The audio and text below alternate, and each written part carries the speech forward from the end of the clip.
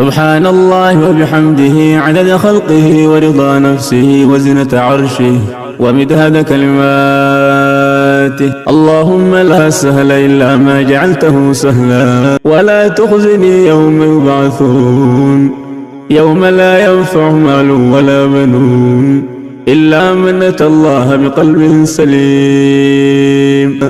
السلام عليكم ورحمة الله وبركاته. كلانتي وعنا وناكسن دي لهانتين كسو دوادا ولا ليال كورسك HTML وانو ستحانا وقباهن دونو برتانو يوتيوب ككلان هاي كامل ترينين وحانا يدل سعودسين دونا عدي ربيدمو أنيقو كامل أحمد محمد لوقدن لو يقانو HTML ومد كميدا لوقدها لغو مقعابو بروغرام لانجويجكا waxaana lagu tiriyaa had iyo jeer aale inay tahay asaaska ama furaha luqadaha la isku yiraahdo programming language-ka taasoo ay micnaheedu ka dhigan tahay haddii aad luqadan si fiican u barato waxa kuu fududaanaya barashada iyo fahanka luqadaha kale oo dhan. haddii aan walaalayaal inta kaga gudbo muhiimadda ay leedahay luqadani waxaa lagama maarmaan ah inaad ku baraarujiyo luqadan inay tahay luqad practical oo ah itus oo itaabsi. taa waxaan ka wadaa casharkii marka aad daawato inaad adiguna isku daydo wixii casharkaasi ka hadlayay inaad samayn karto. yacni taasi waxay fududaynaysaa isla markaana ay ka qayb qaadanaysaa inuu fahankaagu uu noqdo sidii loo baahnaa oo aad fahanto kooraskaas.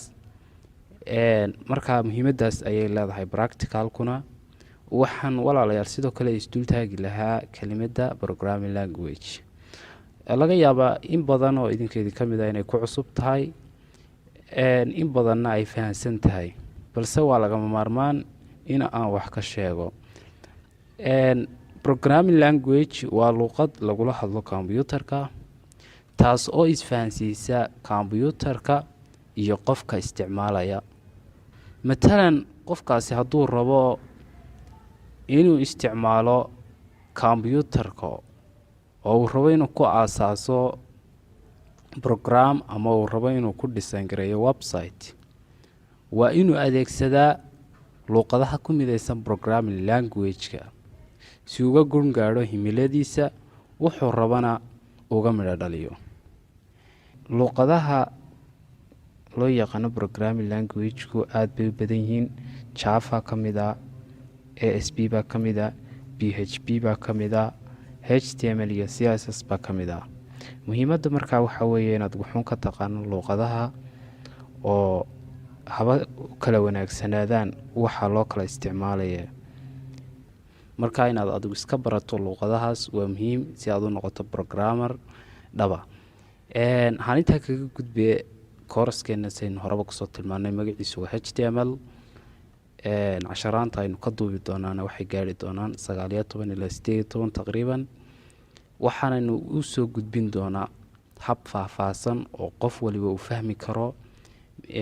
qof aan hore u aqaanin iyo qof wax ka yaqaanayba intaba si ay u fahmaan oo ay luqadan uga jaahil baxaan ayaanu u soo gudbin doonaa. introduction-ka ayaynu maanta ka qaadanayna casharkeena koowaad. HTML is a part of programming language that develops a website. wuxuuna leeyahay HTML-ku waa qayb ka mid ah oo programming language-ka taas oo lagu hormariyo website-yada. HTML stands for Hypertext Markup Language. HTML waa xarfay isu tegtegay halka ay H2 taagan tahay hyper, T-duna sidoo kale text, MEL na ay taagan yihiin markup language.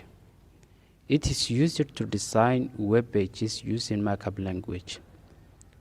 waxaan loo isticmaalaa in lagu design gareeyo web pageska.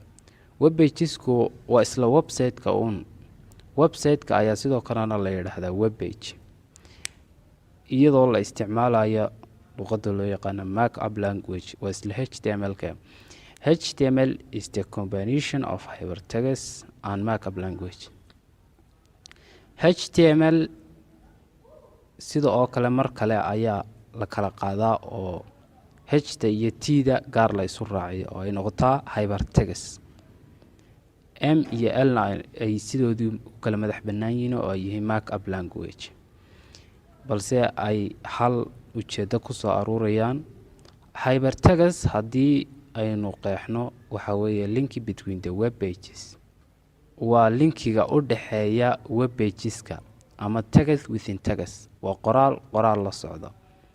yacni linkiga imika Facebook page-kaaga oo kale haddaad soo qaado waxaa la odhan karaa waa hypertext. markaas linkiyadaas oo kale ayaa ka mid ah hypertextska.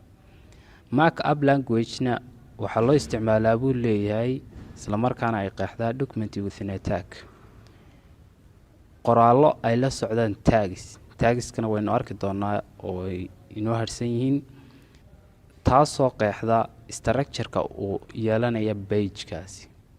yacni tagiska waxaa ku dhex jira sawiraan baa ku jira, videoyaa ku dhex jira, sida oo kale waxaa ku jira qoraallo, way fara badan yihiin, balse waynu isla arki doonaa haddii alla idmo. taariikhda HTML-na haddii aynu ka warano, HTML was founded Tim Berners-Lee, so we know him father of HTML.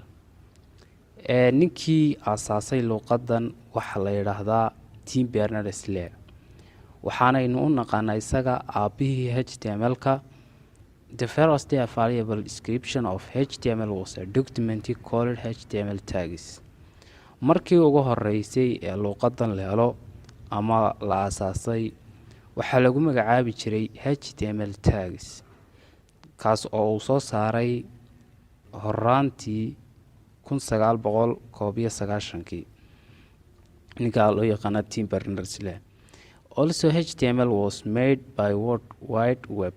wuxuu leeyahay HTML-ka waxa horumariyay isla markaana soo shac saaray kumbaniga caanka ee dhinaca internetka ee loo yaqaano World Wide Web.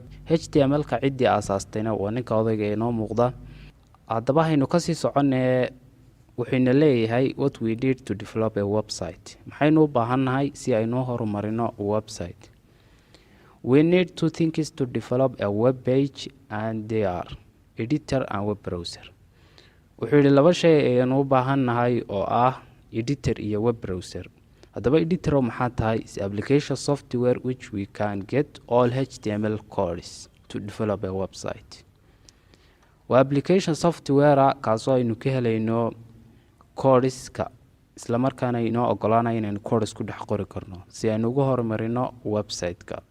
waxaana ka mid ah bracket baa ka mid ah, notepad baa ka mid ah, sublime baa ka mid ah, notepad plus plus baa ka mid ah iyo kuwa kaloo badan. muhiimaddu wuxun bay tahay in la helo editor ku ogolaanaya inaad codes ku qori karto oo fahmaya codeskaas.